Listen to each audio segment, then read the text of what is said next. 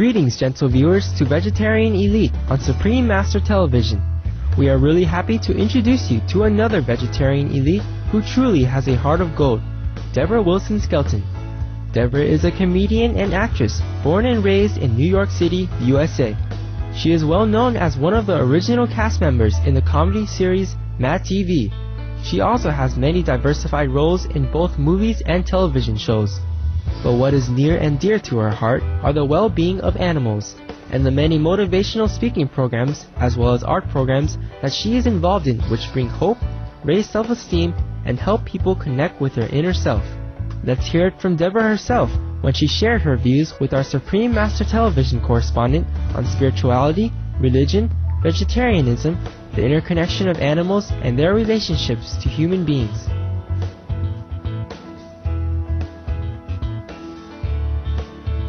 I was born and raised in New York.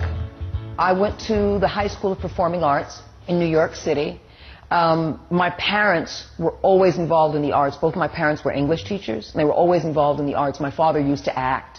My mother sang. My father sings. They both play piano. So we were raised in a kind of a musical background, artistic, creative background. On rainy days, instead of watching television, my mother would do arts and crafts programs with me. My father worked for City of New York Parks and Recreation, doing recreational programs.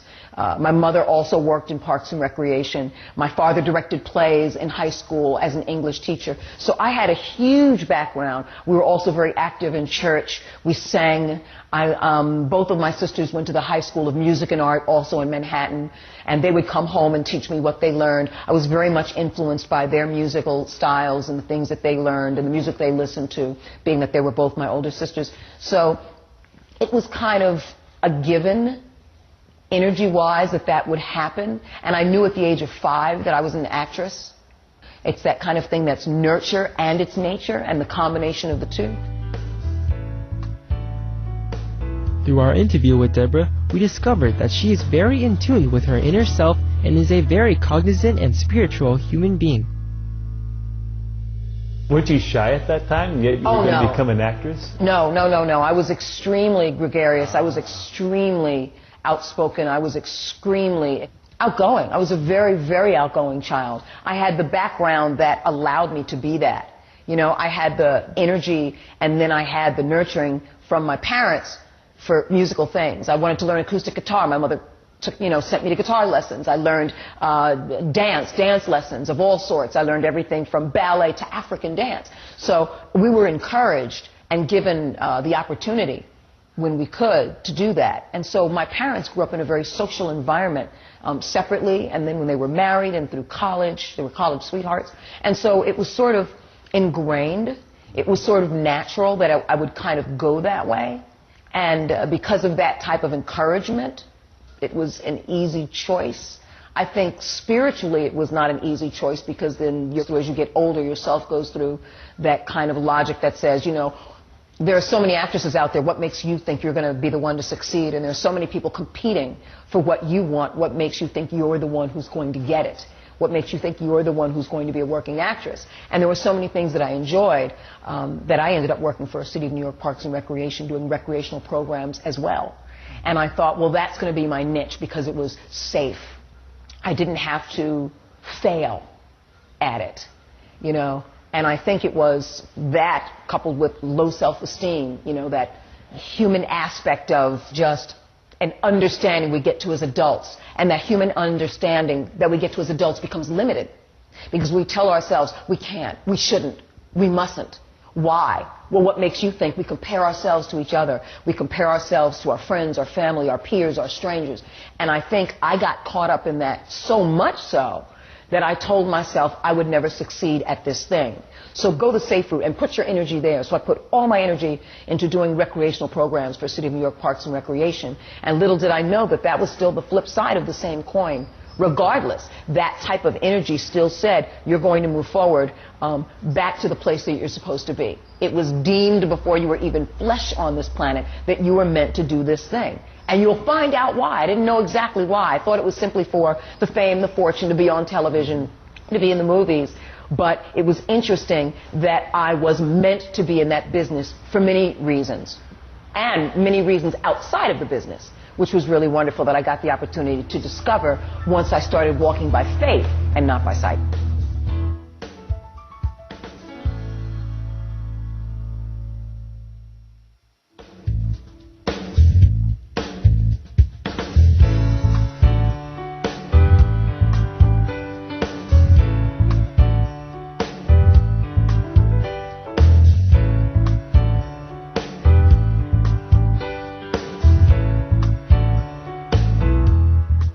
So you mentioned the spiritual aspect of your travels.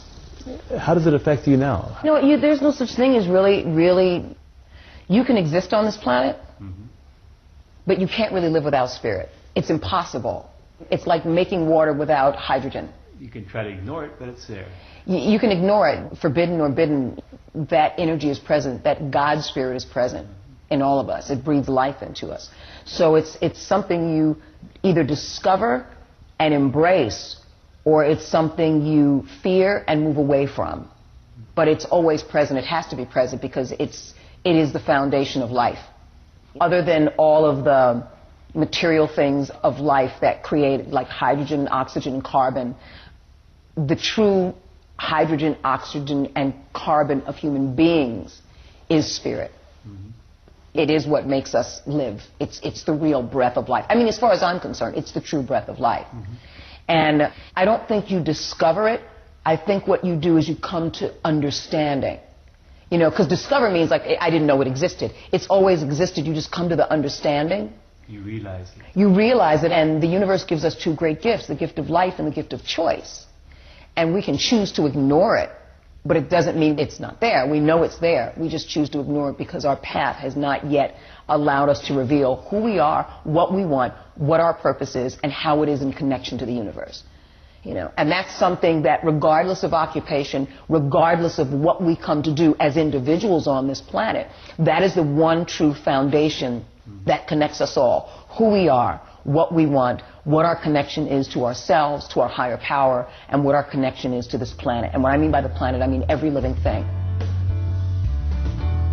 Debra believes that all living things are connected to each other. Plants, animals, human beings. We are all dependent on each to exist and to grow spiritually. Every living thing. Absolutely. Plants, animals, every living thing. We are codependent. And that was not a mistake of the universe.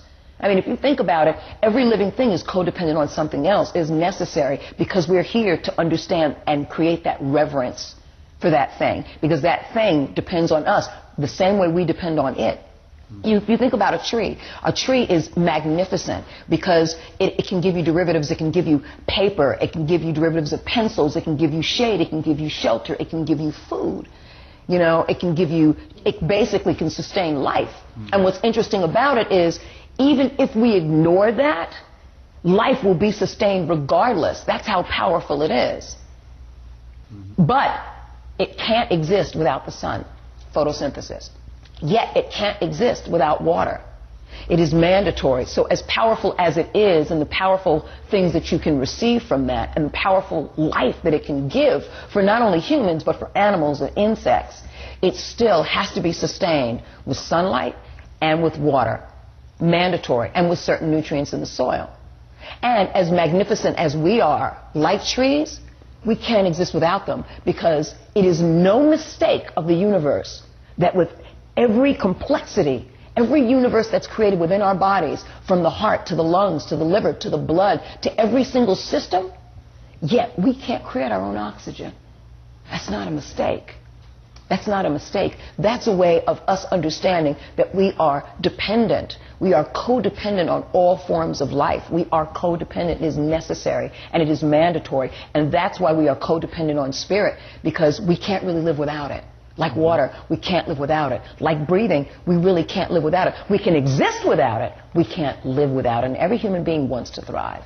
So when you find occupations like acting, it only enhances and helps you recognize and validate even more that you're thriving.